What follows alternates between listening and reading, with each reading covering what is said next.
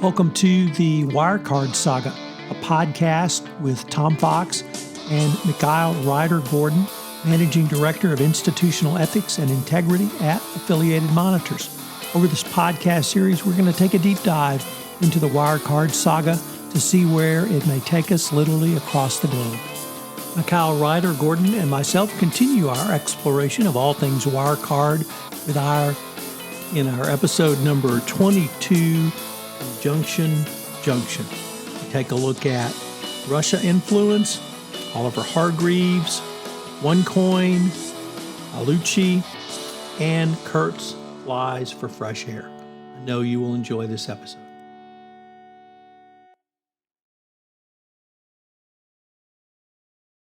Hello everyone, this is Tom Fox. Welcome back to another episode of the Wirecard Saga, where I'm joined by my colleague, Mikhail Ryder-Gordon, Managing Director at Affiliated Monitors. Mikhail, what do we have today? Thank you, Tom. So much has happened in the last 2 weeks. Again. And I had intended to get this episode out to you and our listeners last week. Sorry about that. Sorry, listeners. I'm calling this episode Conjunction Junction. Those of you who grew up with Schoolhouse Rock, this is for you. Why this week's title? The ands, the buts, and the ors lead us to some connections. At last, we could also use adages such as actions have consequences, or bad beginnings for bad endings do make, or dishonorable people tend to reappear. Let's start with this one. Jan Marsalic, remember him? How could you forget? He's believed to have fled to Russia and, little conjunction, a little over a week ago, the Russian Foreign Ministry tweeted about it. Is this a mic drop moment? Could be. On a Friday morning, March 26th, if you're keen on specific dates, Maria Zakharova, spokeswoman for the Russian Foreign Ministry, tweeted about Jan Marsalic and his whereabouts. Russia aimed this precision tweet right at the German Bundestag Investigative Committee.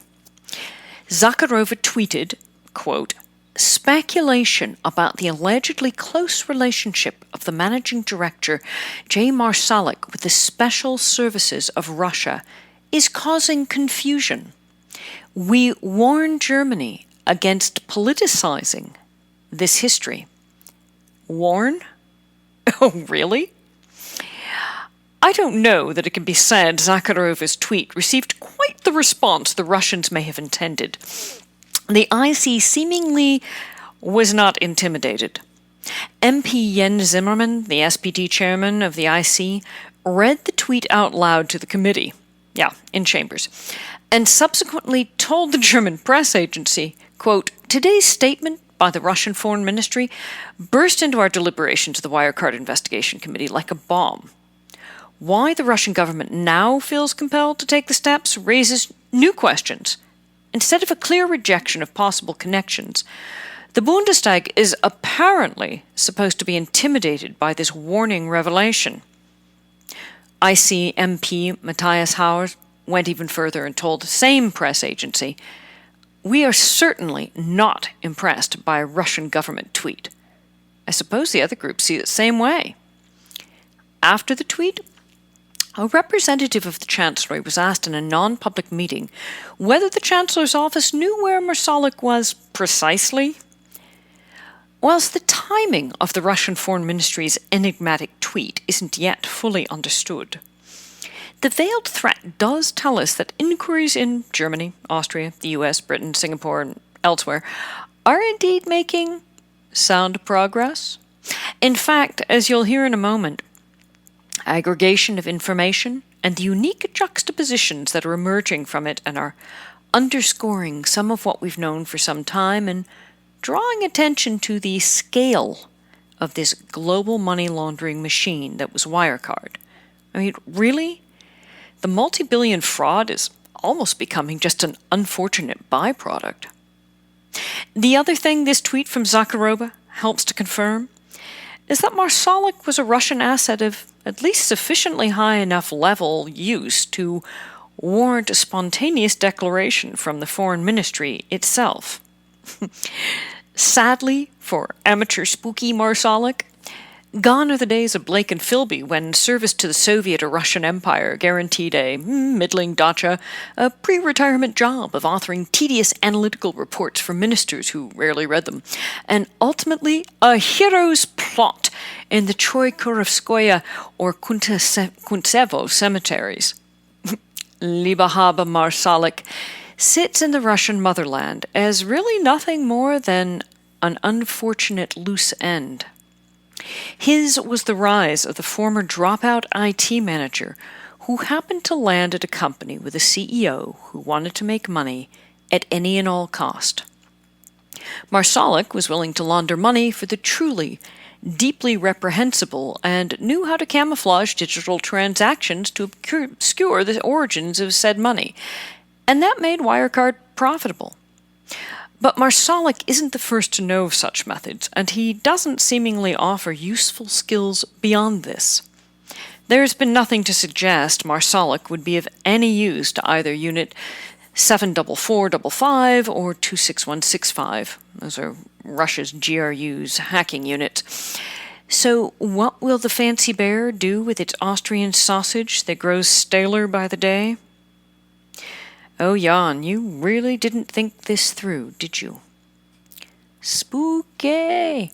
You always keep me guessing. I never know what you are thinking.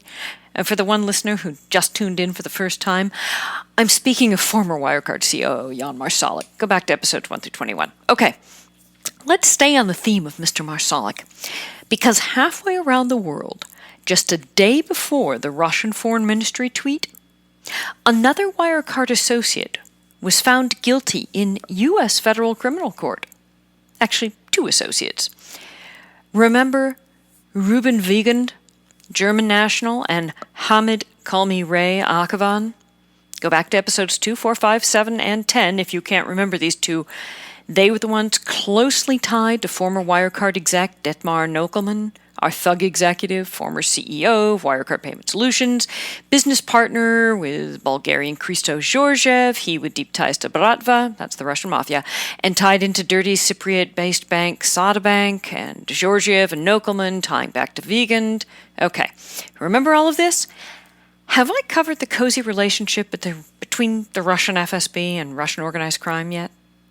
If I haven't, I may need to dedicate an educational episode on just this topic. It will so help you understand Wirecard's laundering model and nexus to transnational organized crime. If newsworthy events would just take a week or 2 hiatus, I could get to all these episodes I've promised. I still have to write up and record the one on gambling for you. Whew, sorry. Okay, maybe we'll start with the Bratva and the FSB, because then the online gambling and the Novomatic episode will slot in behind it. Okay, promises, but I really will try to get those knocked out in the next week or 2 for you. Okay, listeners, back to Wiegand and Akavan.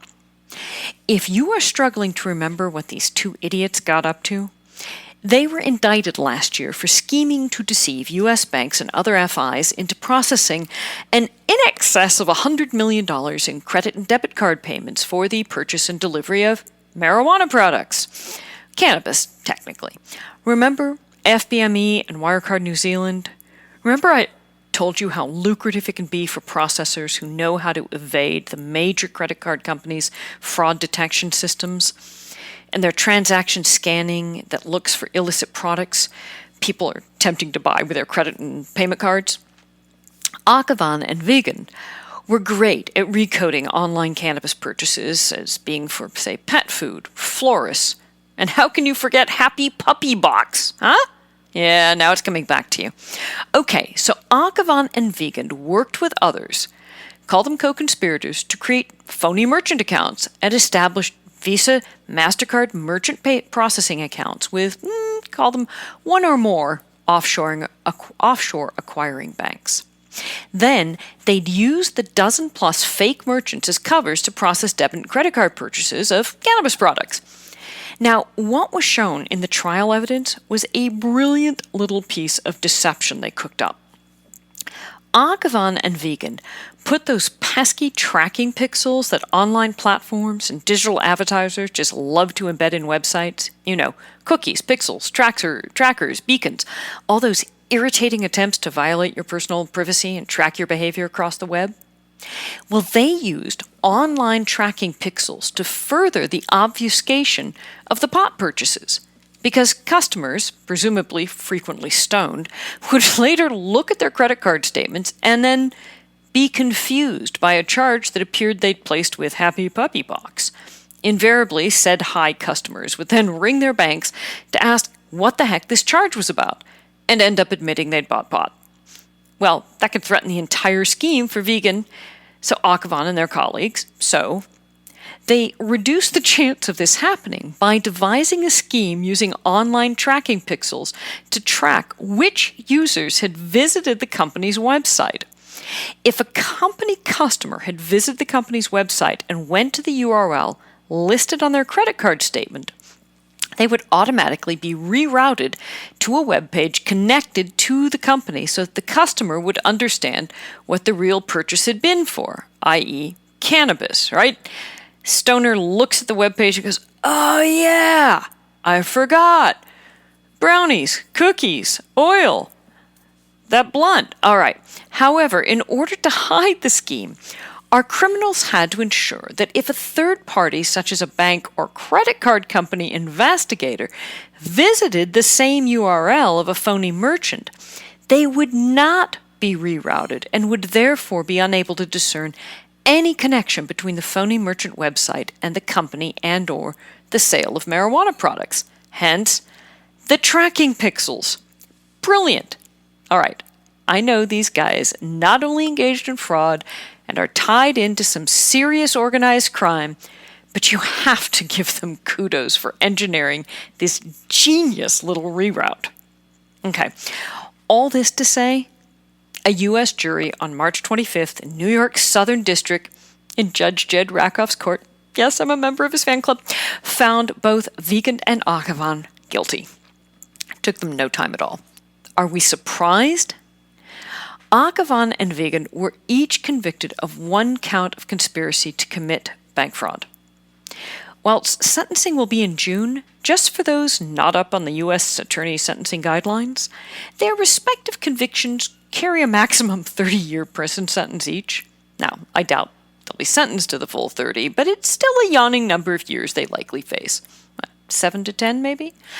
Now, the prosecutions of these two could have just ended there, with Weigand and Akhavan donning their orange jumpsuits and toddling off to stay at one of the friendly hostels run by the U.S. Bureau of Prisons. But Weigand and Akhavan weren't just tied to Wirecard through Nokelman. In the trial, testimony from cooperating witnesses and transcripts of phone calls and emails emerged that link Weigand and Akhavan directly to Jan Marsalic. More than just a link, really, as according to one witness, Marcus Fuchs, former VP of Sales Digital Services at Wirecard, Ray Akhavan and Jan Marsalic were besties, like longtime best friends. Let's take a gamble through the trial transcripts because there are 3 particular witnesses who provide critical testimony, and one of them has been serving as an FBI informant for a couple of years leading up to the arrest of Akhavan and Vegan, and that tells us even more. According to the court filings, among some 140 co-conspirators of Akhavan and Weigand are Wirecard AG, yes, named Wirecard AG the company, and Jan Marsalic. However, charges have not been filed against any of the named 140. At least, not yet. First up on the cooperating witness list was the former CEO of Ease Technologies. Now, Ease, if you've forgotten, was the California-based online platform that serves as a cannabis marketplace. In fact, I think it's the largest of its kind in the U.S. Dispensaries posted their goods on Ease, and then customers would order a wide variety of cannabis products and have them delivered. So former Ease CEO James Patterson, after pleading guilty to conspiracy to commit bank fraud, cooperated with the investigation and testified for the prosecution at trial. Akhavan and Weigand were working as consultants to Ease Technologies, And Patterson testified at trial that Akhavan had actually threatened him, taking a page from Nokelman, our local Wirecard thug, had actually threatened him when Ease went looking for alternative payment processors. Now, Ease, the corporate entity, wasn't charged, but it did cooperate with federal investigation, and several other Ease employees also testified for the prosecution. Now, Ease leads to one of the starring witnesses, Oliver Hargreaves. Listeners, this bit comes with a caution that some of this is just plain batshit crazy. You cannot make this stuff up. Okay, so Hargreaves, who is a British citizen and a UK-based payment processing executive turned informant for the US FBI, after being caught and charged for some other crimes. Let's just pause for a moment and take stock of what made Hargreaves willing to turn informant to the U.S. feds. Now, if any of you listeners have been hitherto unfamiliar with the OneCoin global cryptocurrency scam and the infamous Ruja Ignatova, Bulgarian self-proclaimed crypto queen, then take yourselves off to read and listen to the 2019 BBC investigative report into one of the most extraordinary Ponzi schemes ever. One that managed to defraud individuals from around the world of some 4 billion euros in about 18 months before Ignatova just vanished. Thousands of people lost, and lost big. Some didn't take it well and have gone to great lengths to try to recover their money and or hunt down Ignatova. How does this relate to Wirecard? We'll get to the truly intriguing connection at the end of the episode. However, for now, back to Hargreaves. Oliver Hargreaves ran afoul of U.S. law enforcement when he attempted to extort $30 million on behalf, extort $30 million because, so many people have that sitting in their side pocket. Okay. Oh, let me just open my handbag, hon, and I'll get that for you. Okay. Extort $30 million on behalf of an ex-boyfriend of Ignatova's, Gilbert Armenta, a lawyer out of Florida who was a key figure in OneCoin's money laundering operations. Hargreaves paid a former British Special Forces guy, turned private muscle, to hunt down this $30 million debt, or so Armenta claimed. Armenta apparently thought that a target of his extortion had stolen from him. It was nothing like fraudster on fraudster crime. If Hargreaves could collect the money, he'd get a 30% cut. So back when OneCoin's massive fraud became known in the fall of 2017, Armenta was indicted by a U.S. federal grand jury on multiple counts of, money laundering, extortion, attempted extortion, conspiracy to commit extortion. All right, at least he's consistent, folks. And conspiracy to commit wire fraud. According to prosecutors, Armenta had assisted in the execution of the OneCoin fraud scheme by, among other activities, arranging for bank accounts to be opened in LATAM, establishing and administrating OneCoin pool accounts at various international banks, transmitting OneCoin scheme proceeds through bank accounts located in the U.S. and other jurisdictions, and, of course, making various misrepresentation to banks regarding the source of the funds for the purposes of laundering the OneCoin scheme proceeds. I mean, it's a Ponzi scheme after all. You got to do something with that money. Now, doesn't this all sound just too familiar? But Armenta also conspired with others to use, threats of physical harm to attempt and collect payments, that's the extortion part, through international wire transfers, particularly from an individual in the UK whom they believed had stolen business proceeds originally intended for the transfer. Okay, that's how Hargreaves gets caught, conspiring with Armenta, and as part of his plea deal, agrees to be wired up by U.S. feds investigating Weigand and Akhavan. Now, why would the U.S. feds think that the one-coin people have anything to do. All right, we'll get to that. So Hargreaves testified against Vigan and Akhavan, saying that it was he who had worked with them to facilitate the concealment scheme for the benefit of Ease, the cannabis platform Patterson ran. But get this, kids. Hargreaves admitted to having been cooperating with the feds since back in the fall of 2018. He told prosecutors in the Akhavan-Vigan case that Wirecard helped facilitate concealment accounts at banks in Europe and launder from illicit sectors.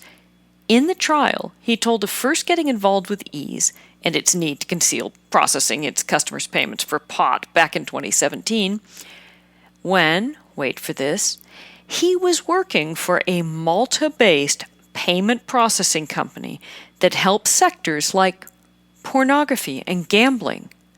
Oh, where have we heard this before? Huh? Yeah, deja vu. Hargreaves' specialty? Building those fake websites for shell companies that allowed customers around the world to purchase the illegal and the illicit but have it appear on their credit cards as, well, flowers or face cream or, of course, the ubiquitous Happy Puppy box. His team, he said, would create seemingly legitimate websites for shell companies, including, I love this part, hiring third-party companies that paid gaggles of people to click on sites to simulate traffic. And he knew which European bank executives to tap who'd be willing to either direct or allow those gray market transactions through their institutions. In other words, he knew how to corrupt or identify corrupt bankers who would allow laundering to occur. It's a skill of sorts. Hargreaves dropped some other intel at the trial, like how Akhavan and Jan Marsalic were longtime besties and how Wirecard managers would offer to make deposits for Vigan. And it was Akhavan's swapping of friendship bracelets with Marsalic that led to Hargreaves meeting Marsalic. Hargreaves testified that he knew about Akhavan's online porn business. If you've forgotten how Ray built his empire, go back to the old episodes. Okay. And found out from Akhavan that he and Vigan had just signed on to consult for Ease. Hargreaves told the jury that in early February 2018, he, Vigan, and Akhavan met in a hotel room in London to talk through a strategy on reducing chargebacks on customer credit cards. You know, banks rejecting the transactions or customers claiming to their banks not to know how they'd order porn or pot. Remember Visa fining Wirecard back in 2009 for excessive chargebacks?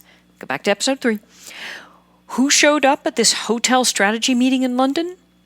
None other than Jan Marsalic, trailed by another Wirecard employee. According to Hargreaves, the strategy was largely one of what Wirecard and its executives did best already. Process payments through shell companies and banks with sympathetic executives.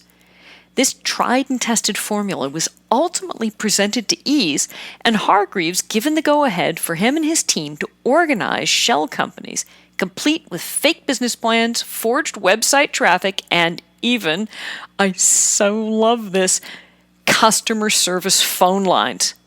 Your call is important to us. Before sending account applications to Wirecard and several other European banks. Court documents show the FBI watching Vigan in 2018 transit back and forth between LA and Munich, home of Wirecard, and then nip over to Zurich before returning to Los Angeles. At the trial, Hargreaves recounted that Wirecard didn't think some of the fake sites his team had created were sufficiently believable, saying they, quote, didn't pass muster, and told of Marsalic suggested we make nutrasites, you know, like the fake nutraceutical sites Marsalic and Wirecard execs had set up that had proved so effective for them long before Hargreaves came on the scene. During the trial, tapes of conversations Hargreaves recorded with Vigan were played, including a phone call about Wirecard. It was taped in the spring of 2019, and Hargreaves asked Vigan about the negative press and short seller reports and how it was impacting Wirecard. Hargreaves wondered how well Wirecard and Marsalic were weathering these stories, referring to the investigative reports on Wirecard as sort of a scandal. Little did he realize what scandal would really come to mean. So, Vigan and Hargreaves chitter-chatter on this tape about the Financial Times, short sellers, boffin. Yeah, even our favorite useless regulator gets to look in. And this is 2019. They use some non-FCC approved expletives, which is why I'm not reading the transcript directly to you. And then, I think this is my favorite part, Vigan tells Hargreaves, quote, "Everyone is still on track. Management has not changed. Profits have grown very positively, at least according to the latest report. It's madness." To which Hargreaves responds, quote, "I mean, you couldn't invent something like that, couldn't you?" Vigan says, "Exactly." And it goes on from there. This was all in the spring of 2019, long before the October articles had been published, and nearly a year before the KPMG report would be issued. Now, further at the trial, Hargreaves also read out the emails he exchanged directly with Marsalic. Apparently, it was through Vigan's email that the U.S. pot dealers communicated with the payment processors from Europe.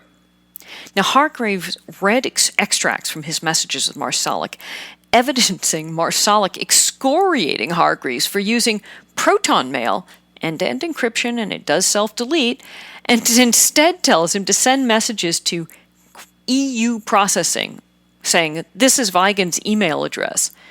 At the trial, when asked by the AUSA which acquiring banks did he prepare fraudulent application packets for, Hargreaves replied, "Wirecard." "And when you did that," asked the prosecutor, "who responded to you?" "Vigan." In other communications, Vigan spoke with Hargreaves of how difficult it had become to feed blocked or offensive payments into payment processing systems. He was forever having to set up new companies. The banks were becoming more and more suspicious, and one had to think carefully about how successfully to initiate high-risk transactions, and that one always had to come up with new solutions for potential customers. Whinge, whinge, whinge. It is so hard being a criminal. You already cue up the song. He works hard for the money, so hard for... Let's be honest. Hargreaves, Vigan, and Audubon were prosecuted for evasion techniques Wirecard had long ago perfected. Remember back in episode 4 when I told you about how Wirecard built its business processing for online porn and gambling sites like Full Tilt Poker and PokerStars, sports betting sites, porn sites, via their signature Wirecard Group's click-to-pay online payment tool? Evading restrictions on banned transaction was the foundation upon which the Wirecard empire was built. And I know, I keep harping on it, but Wirecard was created as a business enterprise to launder money and provide mechanisms by which to evade bans on restricted industries. Even Hargreaves and Vigan knew this, yammering on about how at Wirecard basically anything was possible. Now, a former Wirecard manager, Jorn Leogrand, is currently profiting from his association with the company, being the first to the Post to publish a so-called tell-all book. In it, he confirms that between 2003 and 2006, Wirecard was running online gambling sites commerce through fake online companies, processing payments for the industry by making them appear to be flower shop purchases and so on. Herr Leogrand, that sounds like a confession to me. Did you run that text past your lawyer first? Uh-oh. Can you just imagine some of the conversations spouses were having after reviewing their monthly credit card statement? You spent $15,000 on flowers in a single transaction? Did we host a wedding or a funeral I don't know about? Leogrand also confirms that Wirecard learned as it evolved and began to diversify its fictional online shopfronts. Now, interestingly, Leogrand does casually observe in his book that because Wirecard was heavily vested in money laundering and processing prohibited transaction was, quote, probably the reason why Jan Marsalic, like many other high-ranking Wirecard managers, never went to the USA in the years that followed. Years that followed what? Well, we come full circle to the Michael Shute case in Florida that I recounted way back in episode 4. Because remember, for having overseen the laundering of millions of dollars in 2010, when the federal indictment came down and a plea entered, Shute got off with an astonishingly low sentence. Why? Because he cooperated with U.S. feds. So from 2010 onward, Wirecard execs suspected the U.S. was a no-go zone for them. Now, hold Florida to the side for a moment, right next to OneCoin, because we'll be back there in a moment. When Weigand, remember, a German national, was arrested, one of the friends who helped bail him was Markus Fuchs. I mentioned him a moment ago, former VP Digital Service Sales at Wirecard. He prattled on about how tight Akhavan and Marsalic were. But what also emerged from the trial was the particularly close relationship Marsalic held with Paul Paolucci, a manager with MasterCard. Weigand was said to have worked with Paolucci, who, according to documents, was heavily embedded with Wirecard. Now, this information squares with what the news outlet Berliner Zeitung reported from an email they'd seen between Burkhard Ley and Paolucci. The Paolucci was a key contact at MasterCard for Marsalic. Now, the Weigand and Akhavan trial was really just a sideshow, a bit like the Shute plea deal more than a decade ago, to get to the bigger fish and the much darker activities and people for whom Wirecard laundered money. The witness statements, the confessions, and the identifying of key people involved in money laundering are what's important here. Leniency for cooperating witnesses was on show, and enticement for others to come forward. Don't be shy. Offer a little cheese and the rats will come. Rumor in the U.S. financial world is the feds are only just warming up for what will be one hell of a takedown, and not one necessarily contained just within U.S. borders.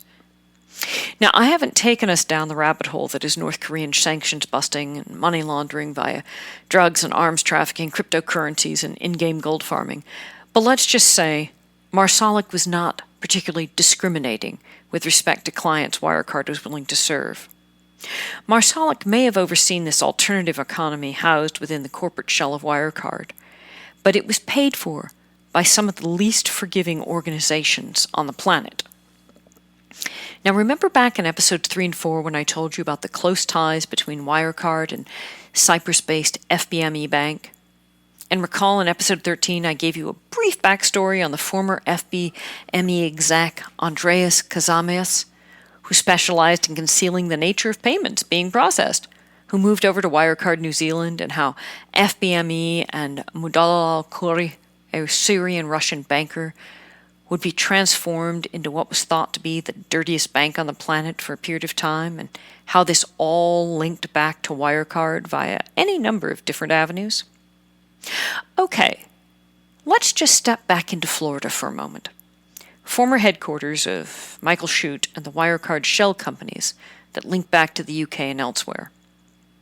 And remember some of the UK shell companies that were linked to Ido Raviv, who flew to Kazakhstan when British regulators were closing in? Well, another investigative report has been pulled together, this one by the Miami Herald and the McClatchy investigative reporters, taking from the FinCEN leak and other leaks. Now, I won't get into the full details here because we just don't have the time, quite honestly, but referred to as the Top Dog matter after the name of one of the companies out of Florida. And this ties to another massive money laundering and sanctions busting matter that, whilst identified from accounts in Florida, span to Syria, FBME Bank, they also share some overlapping interests with Wirecard. Now, that's not what the Miami Herald and McClatchy were focused on, but documents not part of the leak that they obtained back from 2011 show that this company, Top Dog, appeared to do oil business with companies tied to Syria. And some of these companies are found in a database of leaked confidential documents involving alleged Russian money laundering. Are we ever surprised? From the FinCEN files, details from at least 2 Top Dog SARs appear in a broader investigative memorandum requested in 2017 by the Cyprus Unit for Combating Money Laundering, known as MOCUS. MOCUS was seeking information on Top Dog and on transactions involving Kazakh fugitives, financiers of porn, and clients of the now shuttered FBME Bank. You know most of the players Mokus was seeking info on already from prior episodes. Points to you if you can send me a message and tell me who you think these people are. Again, Kazakh fugitive, financiers of porn, and clients of the now shuttered FBME Bank that tie directly to Wirecard. Double points. It's available. Cyprus corporate records show that at the date of the purported invoice between Top Dog and a Syrian national bank back in August 2011, draws a direct line to an entity owned by Sasha Levina, a Cypriot Ukrainian, who had acquired it just 2 months prior from Galina Alexandru, another Cypriot. Alexandru, through another Cypriot company, Wunderbliss Limited, is tied to Sergei Kurchenko. Kurchenko, put on the sanctions list by U.S. Treasury for his part in looting the Ukraine state assets back in 2015, owes his success to none other than Wirecard Bank and Jan Marsalic client, billionaire Ukrainian oligarch, fugitive from U.S. justice and current resident of Vienna, Dmytro Firtash. Listeners, in the absence of time and an entire separate podcast series, if you want more on Levina, Alexandru, Top Dog, etc., go look them up at pep.org and OCCRP. They offer plenty of information on these idiots. Okay, and speaking of Firtash, another story broke last week. Now this one, I have to say, can't possibly be anything but a really, really unfortunate coincidence, because anything else involving knowledge would be just so colossally stupid. Okay, here's what happened. Remember Wirecard Marsalic and the Austrian BVT scandal that ties into Austrian right-wing political parties and the Ibiza scandal? Right, okay, and remember we just talked about Firtash? Okay.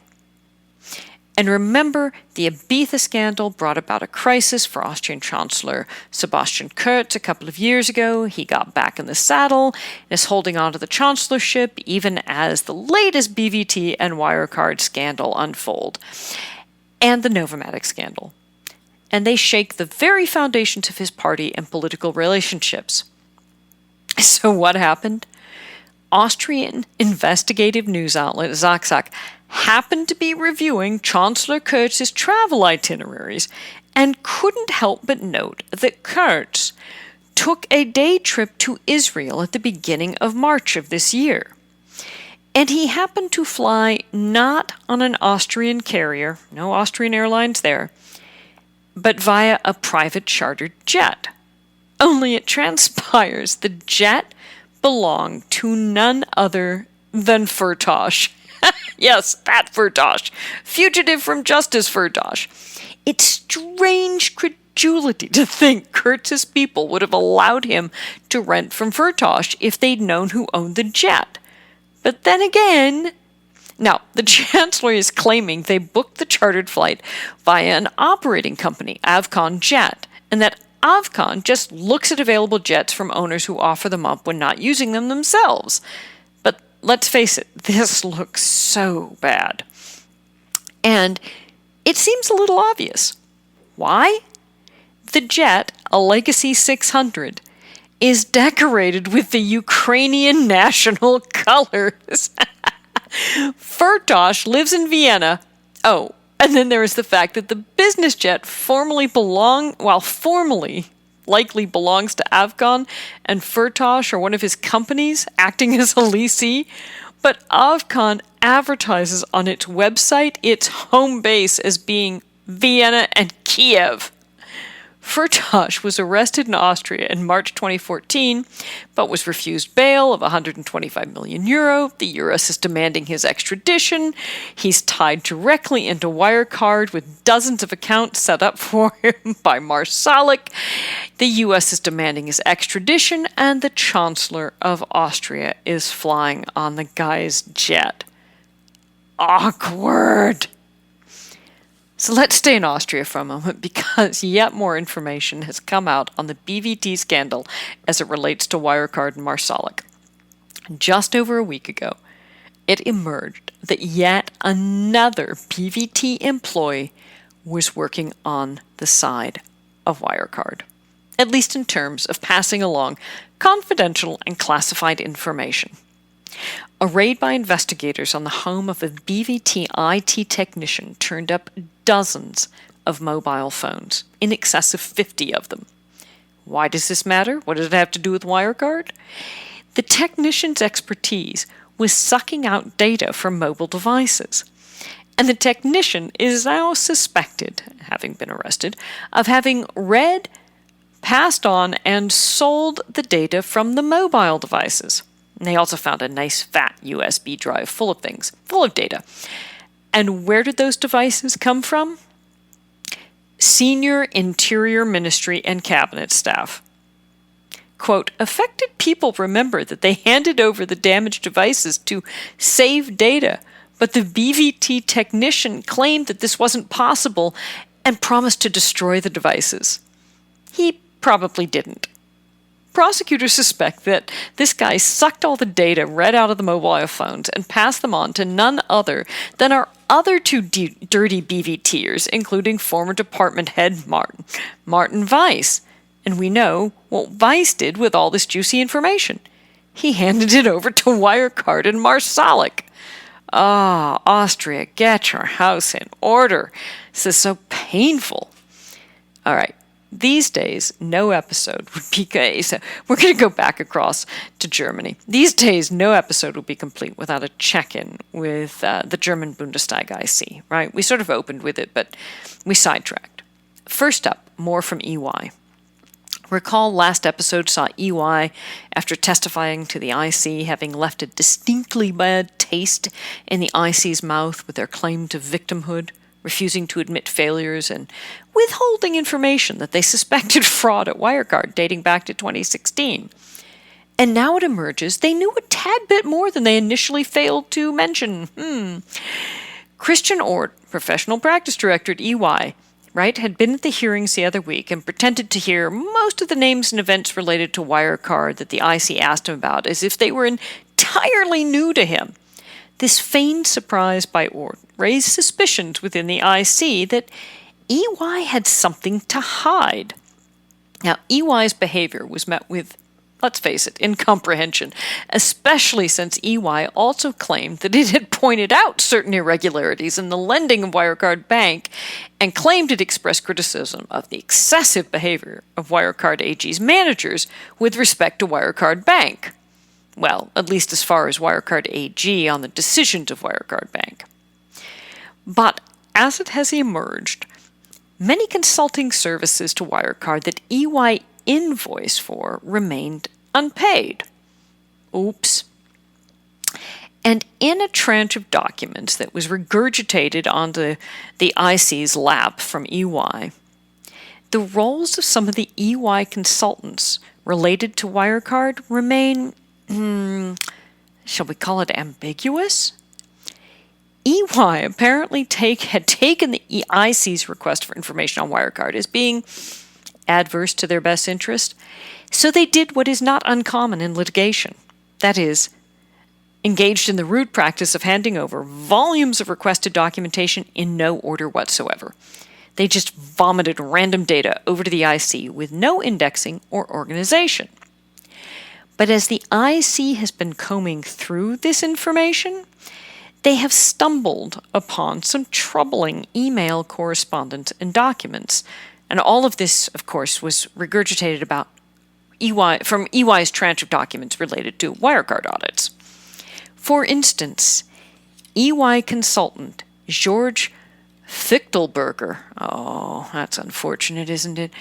Who, according to the file, had known about some strange machinations at Wirecard, such as the change of a name. Not just any name. Fichtelberger is said to have known that Henry O'Sullivan, Hank, we've missed you, it's been at least a week since your name surfaced. O'Sullivan, he of Senjo, OCAP, various and sundry Isle of Man registered entities, and hopscotch friend and business partner of Jan Marsalic, apparently did not want records at Wirecard to show his real name. Instead, he wanted a fake name used in the Wirecard files. And EY knew this from their audits. According to an email that the IC surfaced from this vomit from EY, an email from this Wirecard Supervisory Board's legal advisor to Wirecard management turned up in the EY documentation saying, quote, "As discussed yesterday, a code name should be used for all other emails and other references to O'Sullivan. Suggestion, Mrs. Corina Mueller." Now, EY is the auditor. They see documentation from the company renaming a key business partner to Wirecard, one who would receive tens of millions of euros in so-called loans from Wirecard, whose name was on or associated with a dozen entities, including deals in Singapore and Mauritius. They see a blatant attempt to conceal O'Sullivan's real name, and they don't think anything of it. So, for EY's rebranding efforts, will they attempt to position themselves as the most incompetent audit firm or the most corrupt? Oh, decisions. And as to O'Sullivan, being known as Mrs. Corina Mueller, oh, Hank, or should I call you Frau Mueller, have some dignity. All right, the IC's data woes with respect to being handed volumes of information at the last minute and in no order, well, these woes continued. Last Tuesday evening, the German Federal Ministry of Finance dumped on the IC 65 folders plus a USB stick full of data. This was followed on Wednesday evening, notice the nighttime, with another 42 folders of relevant files, 24 of which were delivered to the Secret Service so that there was absolutely no possibility for IC members to view the files before the next day's hearings. And then on that Friday, 107 more file folders and another USB stick appeared. The IC meeting had to be suspended. 2 secretaries of state were summoned, and finally it was decided the hearings would have to be extended. The IC was furious. This all occurred just prior to them hearing testimony from BaFin witnesses, no less than Felix Hoffeld and Elizabeth Rögel. In a closed session, deputies Florian Tonkar, Daniel Bayaz, Fabio De Masi, and Kay Gottschalk vented their displeasure at what they saw as sabotage. And probably for the first time ever, all 4 parties in agreement. MP Hans Michelbach spoke to news outlet Berliner Zeitung and accused the Ministry of Finance of specifically attempting to hamper the IC's work. Them some pretty strong words, at least in the world of German politics. MP Bayaz told another newspaper it's been known for months that these files are really relevant to the investigation and the work of the IC. There is no objective reason why these files would have now been made available only at the last minute and so quickly. The impression arises that the Federal Ministry of Finance wants to sabotage the investigation and the work of the Committee of Inquiry. Jens Zimmermann told media outlets it's obviously an annoying thing. Until now, the cooperation with the representatives of the federal government had been professional and constructive. Until now. So 2 state secretaries explained the background to the committee, were able to shed light on some of the file disgorgement a little bit. Only 50 folders could be delivered at that time, as the release of documents from British regulator FCA were late and the classification of those files had taken a really long time.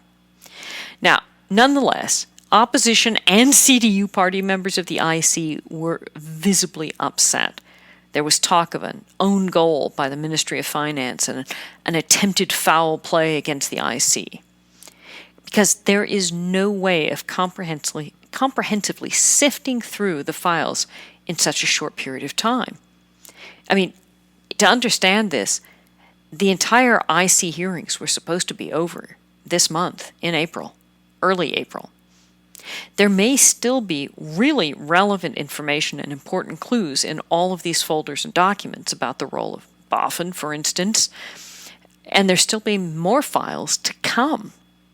In fact, more are promised to be delivered this week. In total, more than 1,000 folders have been sent from the Ministry of Finance just in the past couple of weeks. And as for the decision on evidence concerning Boffin's management level, well over 100 folders have suddenly been dropped on the IC. Only, as we well know, they've already interviewed quite a number of people about Boffin and Wirecard. So, two of the Secretaries of State did at least address the IC, and in the short term there was discussion about actually appointing the very controversial Secretary of State, Mr. Kukas. Thankfully, they didn't. I think they realized that there was a little bit of a conflict of interest there when it came to Wirecard.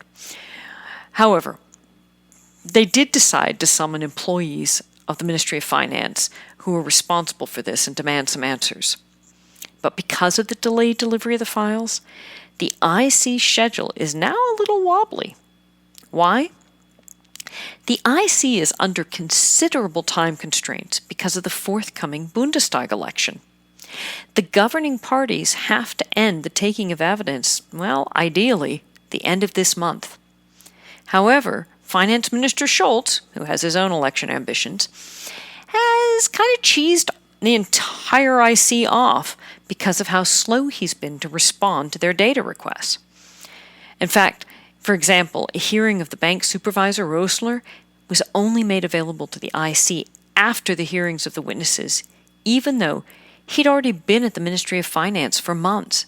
But Ministry of Finance, Schultz, didn't make Rosler available. Witness interviews are now scheduled to be completed by the end of April, and the final report of the IC will be drawn up after that. Because after that, the election season starts, and a whole new Bundestag will be elected by the end of September. It's not to say that some of these members won't be re-elected, but as MP Tonkar said, unless the federal government's behavior fundamentally changes, the Committee of Inquiry may have to drag into the summer. That will really impact elections. Now, Fabio De Masi said it's a mockery of the Committee of Inquiry to provide all these files on the Boffin management level only hours before the witness hearings. And so, what they did, they were supposed to hear from Hoffeld and Rogel twice. Once with the complete files and once, well, without. So they started without them. And Hoffeld and Rogel will be called back to testify on April 13th. Now, Rogel, executive director of Boffin, gave a really weird testimony to the IC. Now, mind you, they couldn't ask a lot of questions because they didn't have the files in advance. But she introduced herself with only her first name, Elizabeth. You know, she's like a household brand like Beyonce or Prince. She tells the IC, we, Boffin, quote, don't have ongoing oversight of companies. We only supervise on a point-by-point basis, investigate whether there is insider trading and market manipulation, and we must report violation to the public prosecutor's office without delay. We have a very, very close cooperation with the public prosecutor. Do you, Elizabeth? Really? That doesn't seem to be coming through very well. Now, Rogel said she found the criticism of Boffin deeply unfair. Well, mein klein Nodel, life isn't fair. She claims the short-selling ban was not a seal of approval for Wirecard. It really wasn't intended specifically to help Wirecard. And then she told this rambling, convoluted story with a really heavy whinginess of it involving the fact that she'd had to fly from Madrid on a Thursday to Frankfurt on a Friday. Sweetheart, that's like an hour and a half flight at best. Hour, maybe, on Nikki Air? Seriously?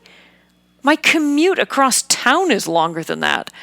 Okay, anyway, she went on to explain she was addled from all this extensive travel from Spain to Germany. Okay. and how this whole disastrous thing unfurled with the whole short seller ban, and it wasn't her fault. You see, she'd only gotten in that Friday morning from this exhausting flight of an hour on Friday, February 15th, 2019, because that's the day that the Munich Public Prosecutor's Office sent BaFin, right, that fax, that infamous fax about, heavens, the sky is falling, short sellers are attacking Wirecard, it's imminent, oh my gosh, Wirecard is being blackmailed. So Rogel went on to describe how she can't really remember anything because it was such a stressful day. Okay. But she'd gone straight to her office from the airport. Yeah, you landed at 9 a.m. What else were you going to do? Okay, and she was told about this famous fax from the Munich Public Prosecutor's Office by a colleague, the head of the unit, Scheinerhorn. And colleagues told her, this is very serious. And other BaFin witnesses who'd already testified, of course, said, yeah, the Munich prosecutors really made a big deal, tried to scare BaFin, all about this whole Wirecard thing and the short sellers harming Wirecard. Okay. But Rogel says, it was all so stressful. I had to lead a committee that morning. Okay, so you had a meeting after you got to the office. I'm sorry, is anybody here feeling stressed out by the fact she had a normal day in the office? Another white-collar worker forced to what? Sit at her computer or in a dull gray conference room and talk to colleagues? Anyway, she said she had a lot of obligations and that, admittedly, short seller attacks are not fundamentally reprehensible, but, quote, this is a case where market participants could have been illegally using insider knowledge. Yeah. And then she had to say, the prosecutor's fax, it was actually completely unusual. Normally, the public prosecutor submits a written statement to which BaFin can consider carefully and then react, and usually only after a short seller attack has taken place. Admittedly, one really hadn't taken place on February 19th. But in the fax, the Munich Public Prosecutor's Office wrote to BaFin and said, you, BaFin, must come to Wirecard's aid.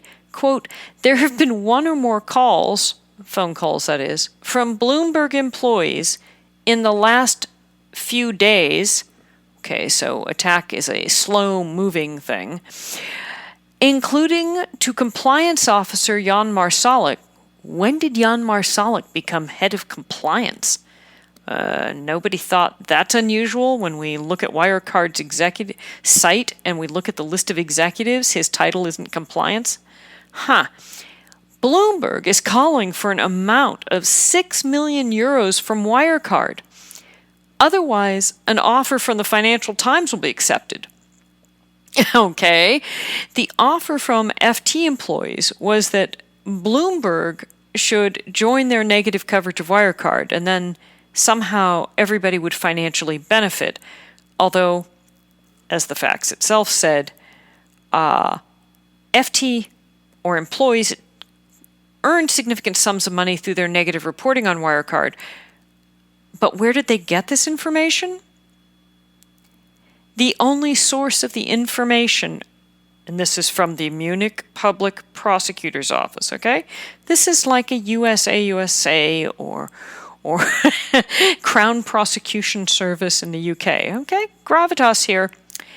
The Munich Public Prosecutor's source of this information was, quote, Mr. Underl of the law firm Bub Gaweiler, the lawyer representing Wirecard.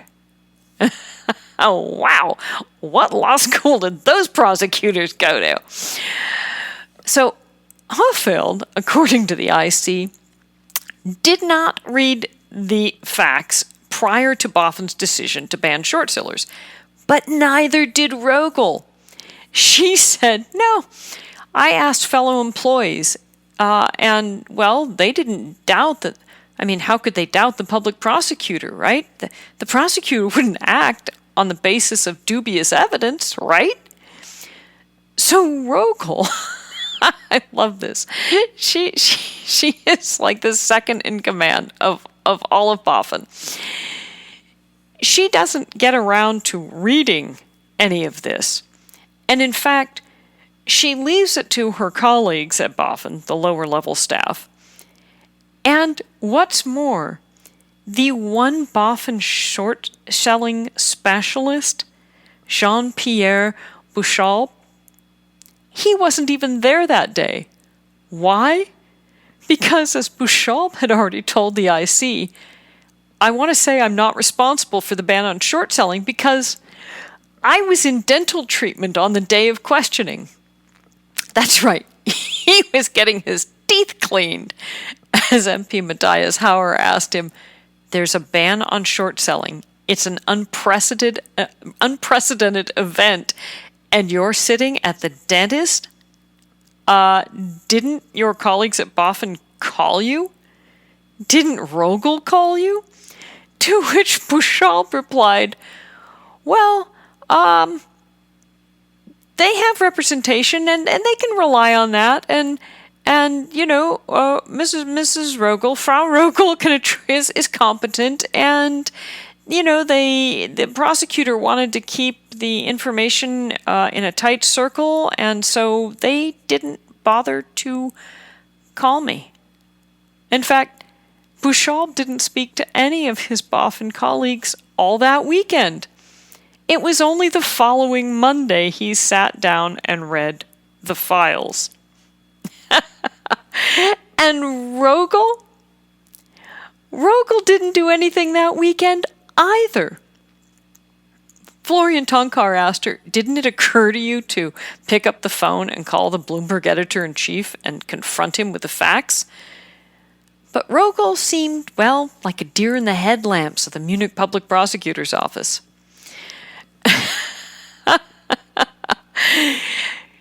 Yeah. So Hoffield, believe it or not, actually came across as, quote, much more reflective than Rogel did. Hoffield at least said, I have no signs of self-pity or bitterness. I'm grateful I was able to serve the state for a time. As MP Tonkar noted, that had style. But Rogel? Kay Gottschalk just raked her across the coals, accused her of not involving the specialists in question in the crucial hours. MP Kidelstepe said she apparently just wanted to be in front of the wave and stop the criminals beforehand. And most worrying of all to the IC was that Rogel seemed to draw lessons from the Wirecard case just now, observing compliance weaknesses. Oh, honey, really? Okay. But after Rogel's unusual testimony to the IC, the committee had one last late Saturday night appearance. Of all people, Marcus Braun's former assistant Sandra Schuster.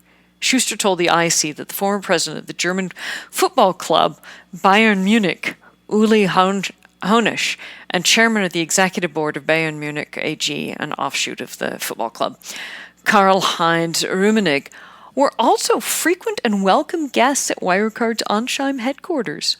Okay, so now we have to point out an interesting side note about these famous football executives. Hoeneß was appointed the GM of Bayern Munich for years ago, back in 1979, and Rummenigge joined in 1991. They both served high-level executive roles.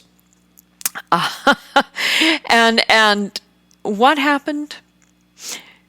Hoeneß was investigated for tax evasion in 2013. When it came to light, he had a Swiss bank account and failed to pay taxes on investment income. And during trial, Hoeneß admitted evading 28.5 million euros in taxes.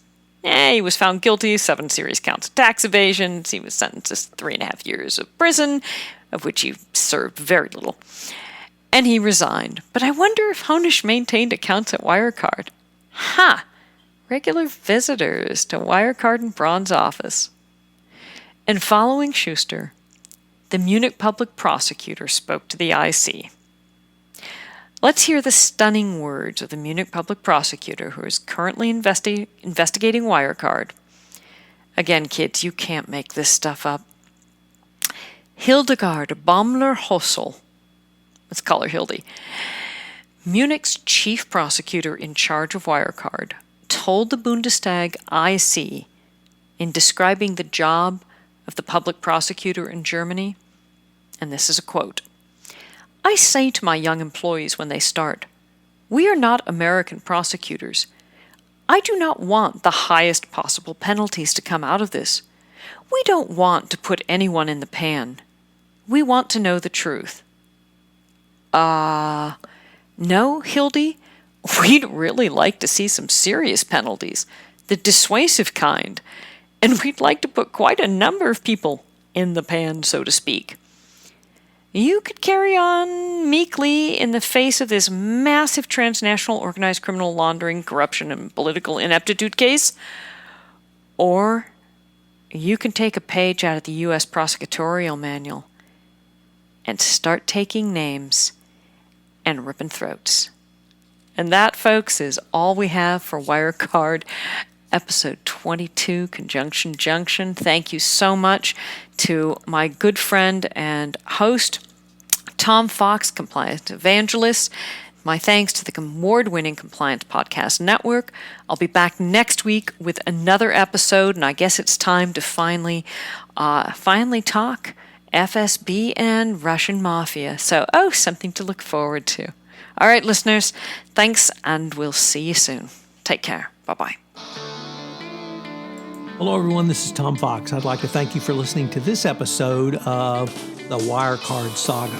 The Wirecard Saga is a special production of the Compliance Podcast Network and a proud member of C-Suite Radio. Thanks so much for listening, and we look forward to visiting with you again in the new year.